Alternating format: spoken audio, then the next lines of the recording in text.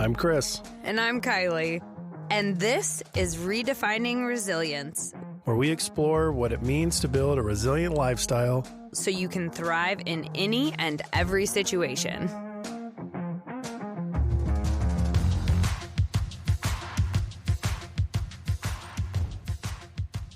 Today we're talking about strategic thinking.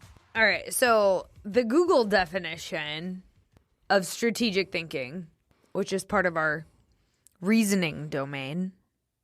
Strategic thinking focuses on finding and developing unique opportunities to create value for your organization. All right, so let's rewrite Google's definition. Strategic thinking, in my opinion and my experience, is planning ahead. It is all about anticipating moves further out. It just means you're planning based on a vision. Right. You just have a far-end goal in mind. Forward thinking. Yeah. It's interesting, though, how many times have we had strategic planning meetings and then planning meetings and then goal-setting meetings all in the same day? So, funny you should mention that because in addition to the definition from Google, this term has been misused and abused in the past, and too often strategic planning sessions fail to deliver any value. Wow. The Googler said that, huh? After the most boring definition we've read. Yeah, so Wow. I think you and Google are back to being aligned. We are. We usually are. Yeah. I think you're right, though. If I think about a vision is way far out into the distance. It's like, what are we really trying to accomplish in the long run? Overall, what's our mission? And then I think of strategy as this is how we're going to get there. Yeah. I think the word strategy implies taking in your current situation, the previous decisions, how we ended up here, and then you're making moves to avoid previous mistakes and test the limits going forward, but headed in the direction of the vision. I think all too often the strategic planning meetings end up just being budget meetings or something that doesn't really have anything to do with the overall vision, just the quick fix now kind of meetings. Whatever's going on in our company that we need to fix immediately becomes quote unquote strategic. So that's what kind of waters the word down. I totally agree with you. If you're trying to get from point A to point B, I think of strategy as being the closest thing to a straight line to get there. But most of the time, if we don't have a strategy in place, we're kind of like going without a roadmap, and we may know the right direction we need to go, but we haven't seen an aerial view to show us which way is the straightest way to get there. Because we're not slowing down and taking the time to plan and prepare and think about, okay, what could come if we went that way? Or what challenges might we expect if we went this way? That way we can think about, like, okay, what else should we be prepared for in this scenario that we could plan ahead on? 80% of the time we can plan and prepare for things. It's 20% of the time that shit happens that we never could have predicted. That's why you have the strategy meeting, to prepare for the 20%. Well, and then it's easier to course correct because once you get interrupted, it's like, all right, let's get back to the main road. We were unexpectedly forced on a detour, but we know where we're going, so we're just going to hop back on the path. If I know on the trip up this mountain, I'm going to be possibly derailed 10 times, when I get derailed, I'm not blown away because I've prepared for it. That's why I think it's super important to have all the other pieces in the business running smoothly, the day-to-day operations. So whenever we try to implement new things or the business changes a little bit, you're adding in this new stimulus, but the bones are good. You know, you're still operating correctly. And like you said, you can course correct because you're prepared as well as everybody else in the company if you communicate it correctly for the obstacle. Well, and then everybody on board is also then aiming in the right direction. If we don't have a clear vision, we don't know why we're here. And I've worked for organizations that had a confused vision. And so it made every single decision and move we made at different layers inside of the company, it was just chaos because we didn't know if we were going in this direction to the left or this direction to the right or somewhere in between. And so you have different departments all going in a different direction. And now you have a lot of conflict inside your organization. And it's all because we didn't put a proactive plan in place. The ripple effect is monumental if we don't have clear vision and we don't have a clear strategy, and then we're not building goals off of the strategy. It's amazing. It's like the 6 domains of resilience were built in ascending order. I mean, it's playing out that way. Yeah. So, strategic definition relating to the identification of long-term or overall aims and interests and the means of achieving them. I like that one a lot. Yeah, I mean, the key here, I think, is long-term.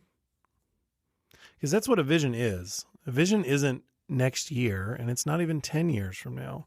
It's like, what do you want to do with this life you have? What do you want to do with this business? Say you're a donut shop owner, why did you do it?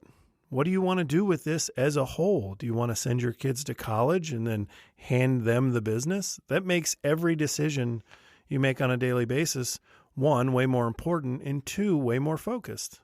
If you just open a donut shop to open a donut shop, you've already achieved your goal. The vision's done. And then we end up seeing businesses like that constantly just kind of fizzle out because there's no reason to be there. But there's absolutely no way to implement strategic thinking in any capacity without a vision. Correct. I think, and I want to hear your opinion on this too, but I think what makes strategic thinking and strategic planning so difficult is that a lot of people are living with an overactive limbic brain and are just in panic mode all the time. And when you're in panic mode, you can only see what's right in front of your face. You can't see further out. You can't even think about getting done with today because you've got so much on your plate, or you're so busy, or you're so stressed out that you can't see beyond either the next, meeting ahead of you, or the next day, or the next week. You're just so overwhelmed with what's going on right now that thinking about what's further out is so much more stressful. But it's like a chicken or egg situation, because as long as you continue to just look at what's in front of you, everything is always going to be a surprise. Everything is always going to be last minute because you're not planning for anything. And if you don't plan for something, you're going to have more of those panic moments because you're not anticipating anything. You're not prepared. First off, I agree with you. But humans do something real interesting where we become very focused on protecting ourselves and being part of the collective. So like when you're on that reality television show. Yeah, shout out to the blocks. The narrative was generally, I work a ton of hours, woe is me as a small business owner. I don't know that it's necessarily woe is me. I think it's more so we've been conditioned to believe that you have to work your ass off.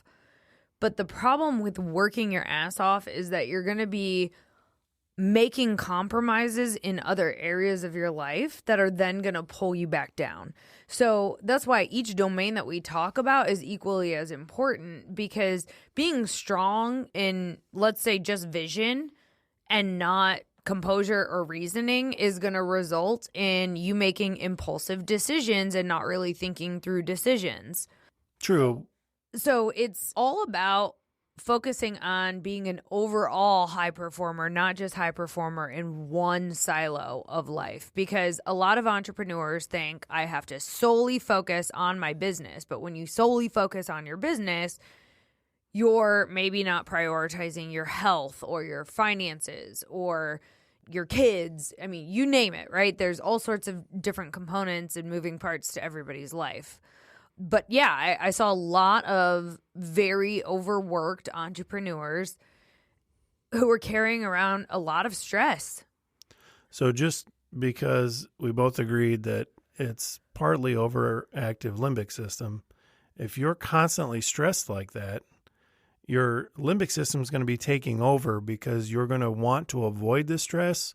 And when you're focused on it all the time, or you tell yourself this is the norm and this should happen and you should just learn to be okay with it, you're not going to be able to think strategically. You just can't because you're bogged down. But it's interesting because humans want to fit inside of a group, and we'll do it to our own detriment. It's breaking out of that group and realizing, hey, listen, maybe I should monitor my stress level. Maybe we should plan accordingly so I don't live like this all the time. That takes a little bit of coaching and a little bit of effort. But once you break out of that groove and that pattern, you can start saying, okay, these stimulus, these patterns I have in my life equal this much stress. Now I can see that because I'm not planning strategically, I'm cycling here. So how do I get out of it? I learn how to mitigate my stress. I start doing some breathing exercises, maybe start a yoga class, go to the gym. And then you can start pulling yourself out. You can start thinking a little bit more strategically. And 1 or 2 strategic decisions every week, maybe every month. You do one every month, you have 12 strategically well-timed decisions by the end of the year. It transforms your business. Rob, who was on our podcast a few episodes ago, he'll tell you when he goes down to Florida, he does his best thinking. Gives him time away from the operation, and he can really take a step back and think about what's going on in his business and what his next right move needs to be. So a lot of times, if we're not incorporating a little bit of those brain breaks for you to take a breather, think about, am I doing the right actions, or do I need to make adjustments somewhere along the line? But it's not going to work if you don't put in the time to make the plan, which is really what strategic planning is. It's putting together, a path that you think will work and then making adjustments along the way. So this is interesting conceptually, but what the hell do we do with it? How do we put it together? There are a lot of P's that we're going to throw out. The Googler had a lot of words starting with P when he talked about how to implement strategic thinking. Well, and I agree with a lot of these. So these are considerations, right, for your strategic plan. And you can facilitate a strategic planning session identifying these P's within your vision, right? So one by one, we'll go through them. First one is purpose. You have to have a reason why you're doing what you're doing. Bingo. Why'd you open the donut shop? Yep. So what's our purpose? What is our why? Why do we exist? Why are we here? Perspective. I'm assuming that means of your market and expectations and people that are going to be working with you and how all of the views of the collective are viewing what you're doing. Yeah. I think perspective is so important, not only to get perspective from people within your organization, your friends, your network, depending on how you're applying strategic planning, whether it's your organization or you as an individual in your life. I think it's really important to think about the perspective. How is your business going to be perceived, or your plan going to be perceived? It's also cool to look at the perspective concept as, is this what the market needs, or is this what I want to put in it? That's a great point. Because I've seen multiple businesses that are, I think the world needs this because I want it, but it's not really anything that is marketable. Mm-hmm. So you have to do your research. A lot of times you have to take in information in order to gain the perspective. You might not have everything you need in order to put together a solid strategy, but you can take a survey, you can ask different people, gather some data so that you have some perspective. Next one is process. And I think process really correlates to planning and prioritizing. So lots of P's in this one. But your process is really your plan with clear priorities, meaning we know what we're going to be doing and in what order. Yeah, what are my day-to-days? What are my daily actions, weekly actions, month to month, year to year? What do I expect to have to do, and how do I plan it out? Yep. People is the next P. Who is this going to impact? Who do we need to involve? Who do we need to get on board? And who do we want working with us? I think that's an awesome one. I used to joke around when I did hiring for one of the companies I worked for. I used to drive my manager crazy, but my number one question when we left, when we had our little powwow after the interview was, do y'all want to hang out with this guy or gal for 40 hours a week? And he's like, oh, I can't believe you can't ask that. It's not competency questions. Like, we're going to be around each other for a long time. So what kind of people are we putting in this group? You better want to hang out with them, bud, because you're going to spend a lot of time with them. Well, and that really goes back to our core values. Again, another reason why having core values as a company or as a person is so important, because if you've got friends that, you are going to for advice, but they don't align with your core values, you're going to get some advice you probably won't be on board with or won't help you make a decision. And it's no different when hiring people to formally and contractually work with you in business.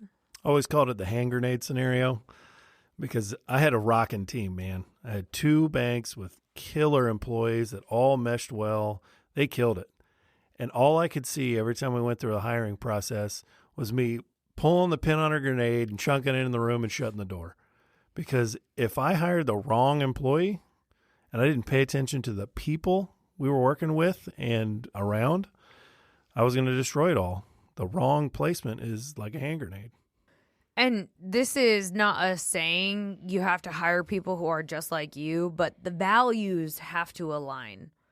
So you may not appreciate their clothing or whatever superficial things are factored into that, but you have to be aligned on values and also value diversity in that process, because you don't want to hire a bunch of people who are just like you. You need a little bit of a mixture in there so that you're getting different opinions and you're getting different perspective, right? Going back to the first P we started out with, or the second one. It was a P. It doesn't matter. There's a lot of P's. The next P is partnership. I think we miss this one a lot, and we think, oh, we should be able to do this on our own. Whether it's, I worked for so many companies that they thought that they could just do whatever was out on the market, but like bring it in-house. Oh, we're having this outside company do our software development and, it'll be cheaper to do it in-house. Let's just do it in-house. Well, that's a heavy lift. And if you're not thinking about whether or not that partnership is bringing more value than what you're really observing initially, you have to think about all sides of that equation. And then on the other side, I've seen it where they've had partnerships in place, but they've outgrown them. So you really have to evaluate current partnerships and future partnerships. I think it's interesting, too, especially with small business owners. We end up thinking we are it. We're the make or break. We're on an island. We're out here with the hold fast on our knuckles, and nothing's going to stop us because we can weather any storm. The problem is that chap with the hold fast on his knuckles does really good at his job, and they all survive because everybody's good at their jobs independently sailing the ship. So it's not far-fetched to think that there are other people that are really good at their job that you should just partner with. You don't have to be the t-shirt maker and the guy making the hot dogs and the guy paving the street. Like, you might be able to do it all, but just let other people do the awesome stuff that they're great at. Like our website designer. I could have never in my life created that beautiful, beautiful website. It's a work of art. And she just knocked it out of the park. It's effortless for her. Yeah. And I think about how much time we could have. You designed your other website yourself, and how long did that take you? Months. It was grueling. And we might have put we've probably spent, 5-6 hours going back and forth or strategizing on it and thinking through what we wanted on there. But several months compared to 6 hours, it's a no-brainer. Amanda knows what she's doing and can think through decisions so much faster. The time it would take me to learn how to do that and then create something that's subpar and totally not impressive. You got to think about efficiency here. Partnerships are an integral resource for you to leverage in your business or in life. Think about if you've been struggling with your nutrition or your health, why are you not talking to a coach? Or your friend that's a coach. Yeah. Or your buddy that is a great weightlifter. Ask him to coffee. Yeah. You have so many resources at your fingertips and around you. There's no reason for you to struggle in silence by yourself. Well, it doesn't make you a better person. So I think we've just been fed this really silly lie, which cracks me up, the things we believe about ourselves. But it's like we think if we're like noble somehow or humble by struggling in the corner by ourselves. It's just really silly. It's just a giant waste of time. Yeah. We got so many cool people on this planet, people you've never even heard of, that if you start digging through some stuff, you might find some really cool dude or gal that's going to revolutionize your life because you started asking questions. Yep. And the last P we're going to talk about is problem solving. The whole process of strategic planning is really just problem solving. And part of your strategic plan should encompass what problems can we anticipate and how are we going to solve them. It's like building a puzzle. How so? All the things you've done previously in the past are just pieces being put together. Yeah. And when you're planning for the future, you're just piecing together what you've already done and what might happen in the future.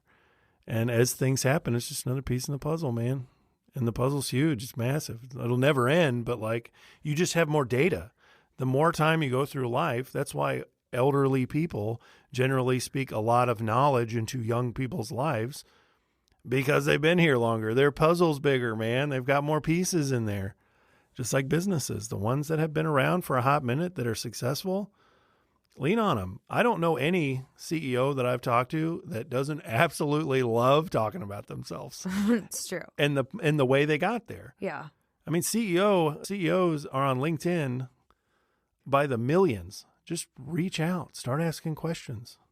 Yeah. Find somebody who's done it already and you can learn from. One of Rob's big takeaways from our podcast with him, or one of my takeaways from Rob, is learn from other people's mistakes. Yeah. Part of strategic planning is learning from other people who have done it and walked the path and can tell you what the shortest way to get there is. Well, then you're not alone, right? So I'm not silly enough to think I'm the only person in the path of weightlifting ever to do this. So I would have to think that statement right there and believe it to assume that there isn't somebody out there that I could leverage to ask questions and figure out why I feel like my body's broken right now, or I just feel like poop. How do I fix this? I leveraged my coach today. Just, hey man, I feel like shit in the gym. What's going on? Help me out. And I just gave him all my information and this is what's going on in my body and this is what hurts and I don't know why. And he gives me back all this knowledge because he's 30 years older than I am. And he's just got so much data and so much time in. I mean, why not? It helps scoop you right out of that depression feeling because you feel like all is lost because you have not been here before. He has. Yeah. It's uncharted territory for you, but it's definitely been charted. I don't know. Chartered? Chartered. What's the word? Explored. Sure. Let's just forget that word altogether. Other people have done it. All right. I need to do some Googling on some words after this episode. Well, the first thing, I think the prerequisite to strategic thinking is truly in the composure domain. You have to incorporate some mindfulness. You have to slow down. You have to give yourself time to think in order to tap into your strategic thinking. And one thing I should mention, the only reason we can talk about strategic thinking and strategic planning is because we have screwed it up so many times in our past. We know what it feels like to not have a strategic plan, and now we have one, and we can execute at a much higher, more efficient level. So it's not that, we're speaking from an academic perspective where we don't walk the walk. This is literally what makes our lives function so efficiently. Well, you just have a plan for the day. You just know what the hell you're doing. Well, it's the bigger plan for like the longer term that helps you decide what habits today are going to lead to the results I want in the long term. It guides your daily actions. So that's why this is so important. And, you know, we have to be thinking about, how do I want to get there? What's my most efficient path?